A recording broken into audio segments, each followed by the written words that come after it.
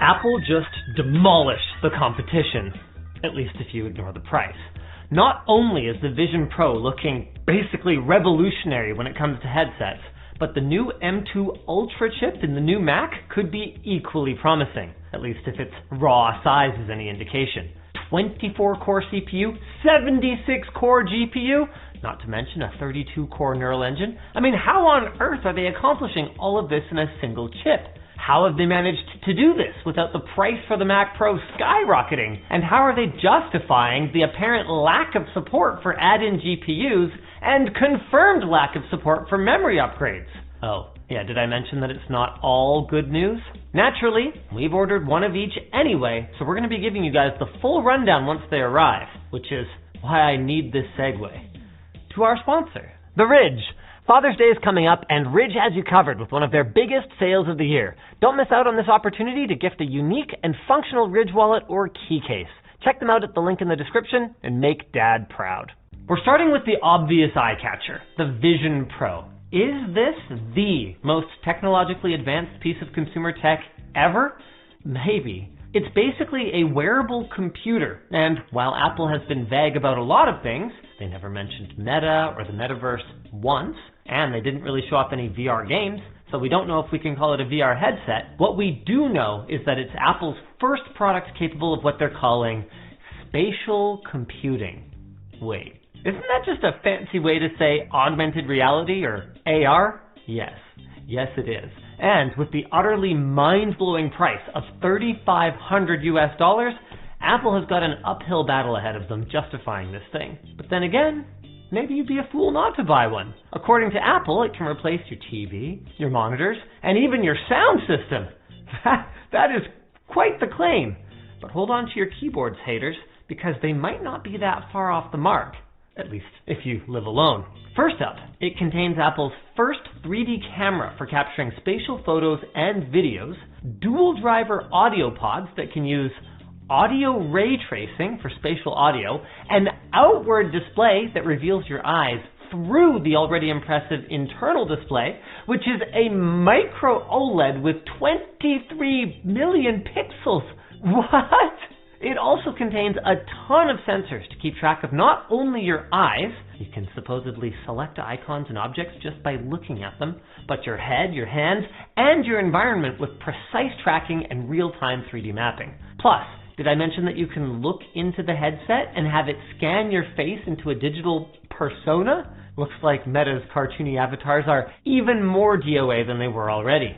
To do all of this, Apple needed both an onboard M2 processor that's running computing-related tasks through Vision OS, that's Apple's new AR operating system, and they needed their new R1 chip, which is dedicated to all the cameras, sensors, and microphones that make the headset work in virtually real time. Apple's claiming that you are going to experience only 12 milliseconds of latency when using the device, which, if true, would mean that the experience should feel basically instantaneous.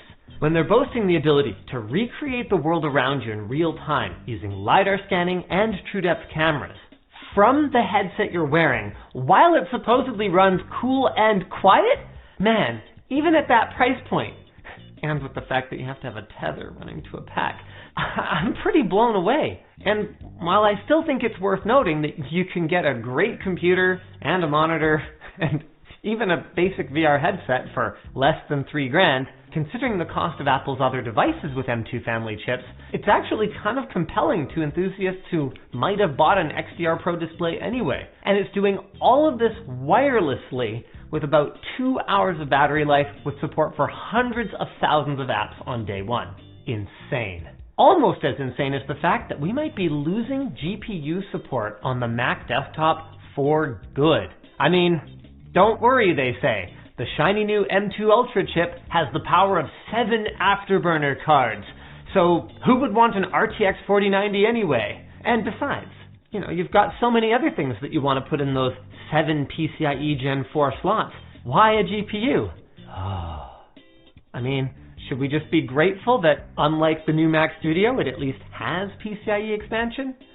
Maybe. It also has a 24-core CPU that they claim runs nearly twice as fast as the previous gen 28-core Intel chip, and support for up to 8 displays, all of which can stream 8K ProRes video.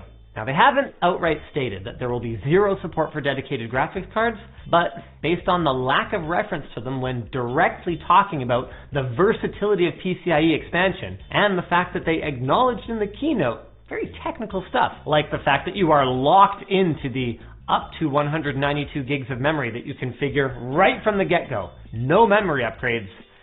It's not looking great, just like the price.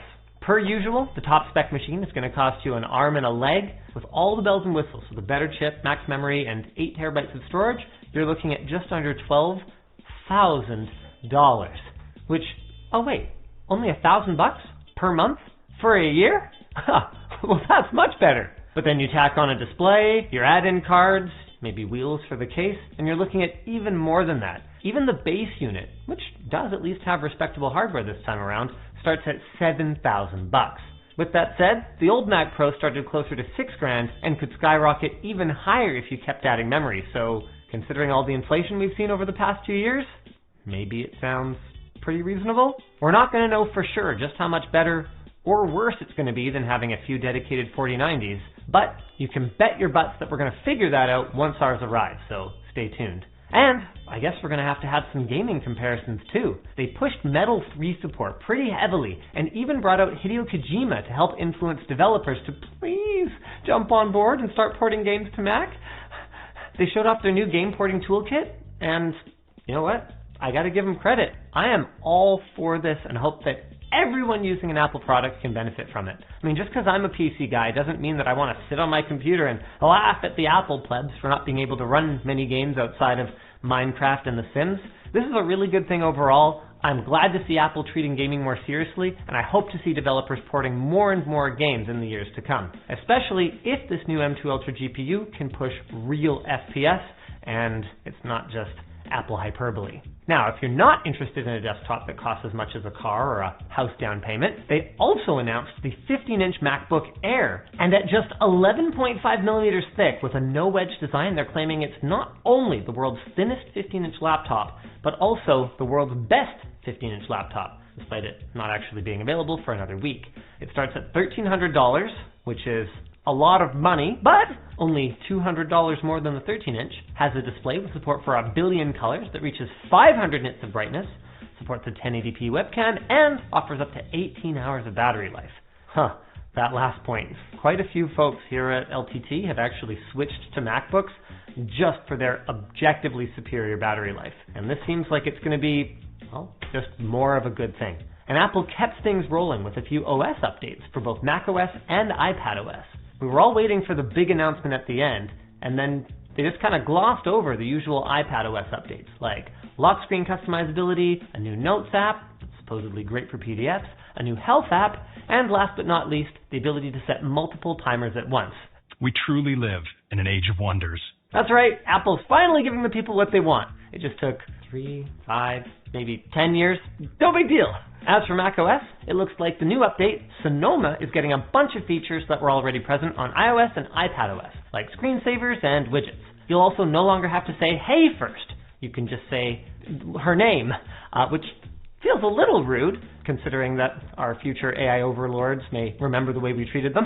They talked a little bit about how Safari is the world's fastest browser, and we'll be getting profiles, like we've already had with Google Chrome for a while now. It's kind of weird how Apple refuses to admit when someone else comes up with a good idea, then they just wait a few years, implement it, and then don't mention the competition at all. Kind of like how I've gone through this whole video without mentioning our sponsor. Secretlab. Secretlab chairs are sleek, ergonomic, and most importantly, built to withstand the rigors of gaming or office work for long hours, equally important activities. Their Titan Evo 2022 series chair offers 4-way lumbar support, a magnetic memory foam head pillow, and is offered in several upholsteries like hybrid leatherette, soft weave fabric, and Napa leather. They also have a range of gaming chairs designed in collaboration with popular games like League of Legends, Valorant, and Overwatch. Best of all, a 5-year extended warranty is included along with a 49-day return policy, so you're covered if anything goes wrong. Head to the link in the description and check out Secretlab today. If you enjoyed this video, maybe check out last year's WWDC coverage to see just how far we've come in only a year.